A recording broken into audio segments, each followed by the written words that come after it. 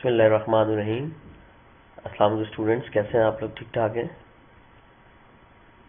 अच्छा, हमारा जो नेक्स्ट टॉपिक है वो है लॉ ऑफ डिमांड। लेकिन लॉ ऑफ डिमांड को अंडरस्टैंड करने से पहले हमें ये पता होना चाहिए कि डिमांड क्या होती है। डिमांड से पहले हमारी वांट्स होती हैं और वांट्स से पहले हमारी नीड्स होती हैं। तो सबसे पहले हमें ये पता हो कि नीड्स क्या होती हैं, वांट्स क्या होती हैं, डिमांड क्या होती हैं। This is very important. सो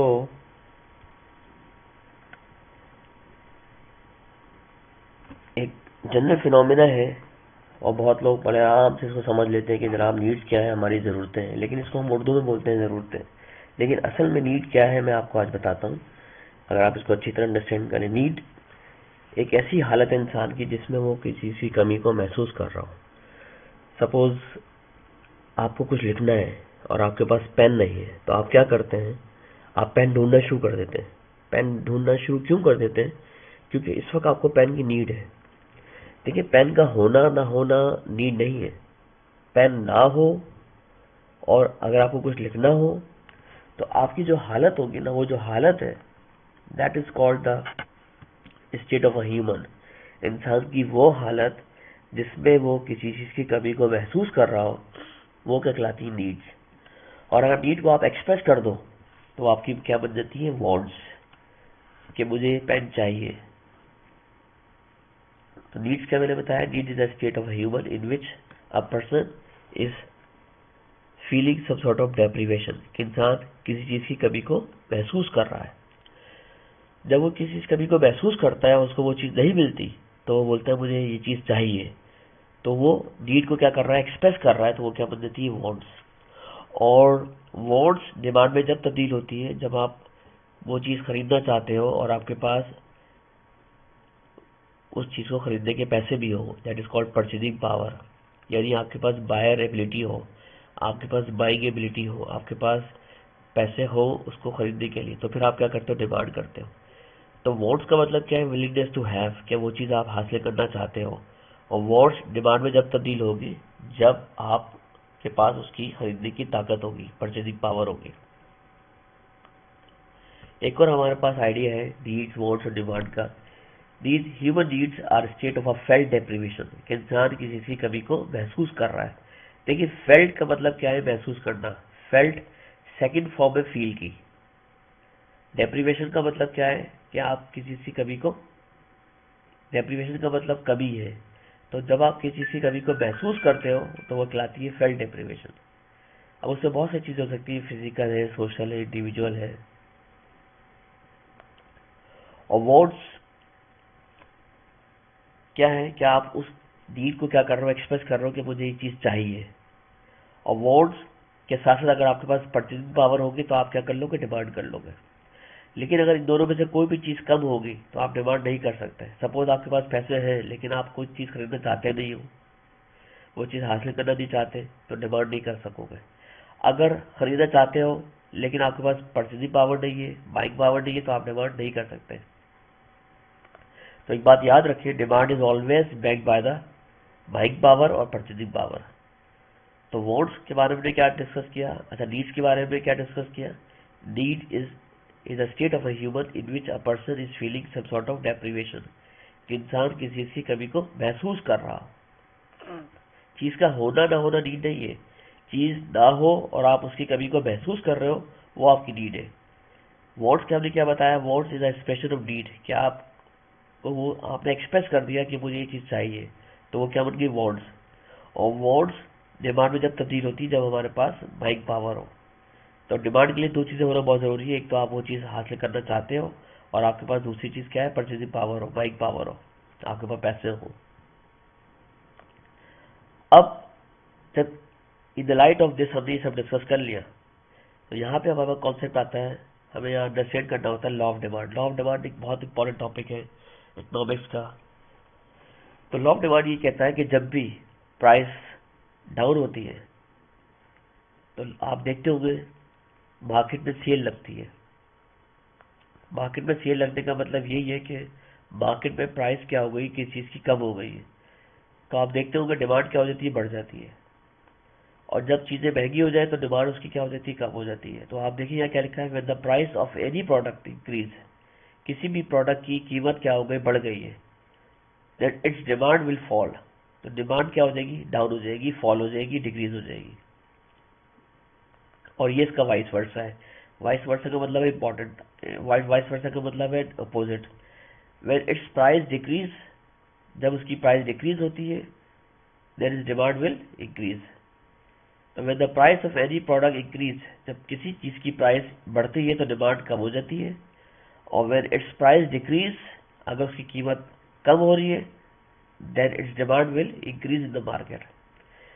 तो एक बात याद रखिएगा, डिमांड हम पढ़ते हैं कस्टमर पॉइंट ऑफ व्यू के मुताबिक। कस्टमर का मतलब है जो खरीदता है, कस्टमर वो बंदा होता है जो खरीदता है।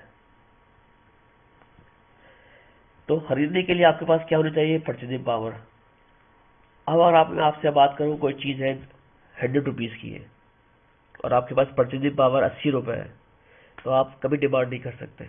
हाँ, अगर मैं इसका अपोजिट कर दूं कि आपके पास 100 रुपए है और आपके पास जो चीज आप खरीदना चाहते हो वो 80 रुपीज की है, तो आप फौरन डिमांड कर दोगे कि मुझे ये चीज दो। क्यों दो, क्योंकि आपके पास 100 रुपए है और वो चीज कितने की मिल रही है मार्केट में, 80 रुपए की, तो आप फौरन डिमांड करोगे। तो लॉ ऑफ डिमांड ये कहता है, जब भी कीमत बढ़ती है डिमांड कम हो जाती है, और जब भी कीमत किसी चीज की कम होती है तो बहुत सारे लोग उसको अफोर्ड करना शुरू करते थे और उसकी डिमांड क्या हो जाती है, बढ़ जाती है।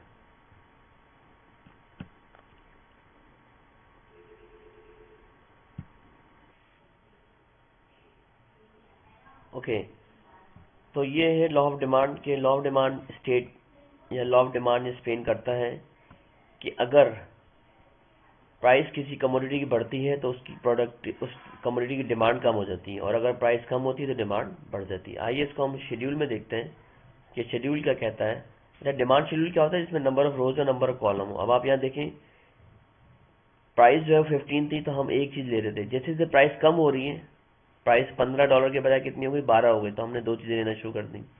जब प्राइस 9 हो गई तो फिर हमने 3 चीजें लेना शुरू कर दी। जैसे जैसे प्राइस कम हो रही है, डिमांड क्या होती जा रही है, बढ़ती जा रही है। तो इन प्राइस और डिमांड के दरमियान जो रिलेशनशिप है वो इनवर्स रिलेशनशिप है। इसका मतलब है निगेटिव रिलेशनशिप है। एक चीज अगर कम हो रही है तो दूसरी चीज बढ़ रही है। तो जब भी ऐसा रिलेशनशिप होता है तो हमेशा हमारे इकोनॉमिक्स हो, कोई भी सब्जेक्ट हो, उसमें डायग्राम हमेशा ऐसे बनती है। लाइन जो बनेगी, डिमांड कर्व जो बनेगा वो ऐसा बनेगा। इसको हम नाम देते हैं डिमांड कर्व। इसका मतलब है अगर एक प्राइस कम हो रही है तो डिमांड हमारी क्या हो रही है, बढ़ रही है। प्लीज यहाँ देखिएगा, हमने एक्स एक्सिस पे क्या रखा हुआ है, डिमांड रखी हुई है, क्वांटिटी डिमांड, और वाई एक्सिस पे क्या रखा हुआ है, प्राइस रखी हुई है। तो जैसे जैसे प्राइस 15 थी तो हमारी डिमांड क्या थी, 1 थी। जब प्राइस 12 हुई तो हमारी डिमांड, ये देखिए ये पॉइंट नजर आ रहा है, तो हमारी डिमांड कितनी हो गई, 2 हो गई। जब प्राइस 9 हुई तो हमारी डिमांड कितनी हो गई, 3 हो गई। जब प्राइस 6 हुई तो हमारी डिमांड कितनी हो गई, 5 हो गई। और जब प्राइस 3 हुई तो हमारी डिमांड कितनी हो गई, 7 हो गई। तो जब इन तमाम पॉइंट्स को मिलाएंगे तो आपके डायग्राम जो बनेगा वो कर्व बनेगा लेफ्ट टू राइट और डाउनवर्ड होगा। डाउनवर्ड का मतलब क्या है कि यहाँ पे प्राइस क्या हो रही है, कम हो रही है, और डिमांड क्या हो रही है, बढ़ रही है। अब आप देखिए कैसे पता चलेगा आपको प्राइस कम हो रही है, 15 से 12, 12 से 9, 9 से 6, 6 से 3, और हमारी डिमांड 1 से 2, 2 से 3, 3 से 5 और 5 से 7। तो जब भी ऐसा होगा कि किसी दो वेरिएबल, अच्छा ये हमारे कहलाते हैं एक्स और वाई, ये हमारे कहलाते हैं वेरिएबल। वेरिएबल वो होते हैं जिसमें चेंज आ रही हो। अब आप देखिए प्राइस में भी चेंज आ रही है और डिमांड में भी चेंज आ रही है। तो आपको ये बात समझ में आनी चाहिए कि जैसे जैसे प्राइस हमारी कम हो रही है, हमारी डिमांड क्या होती जा रही है, बढ़ती जा रही है। और यही लॉ ऑफ डिमांड कहता है। अगर आप देखें,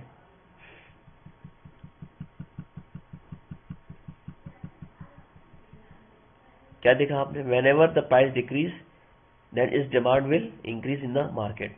तो लॉ ऑफ डिमांड एक्सप्लेन करता है, whenever the price increase of a commodity,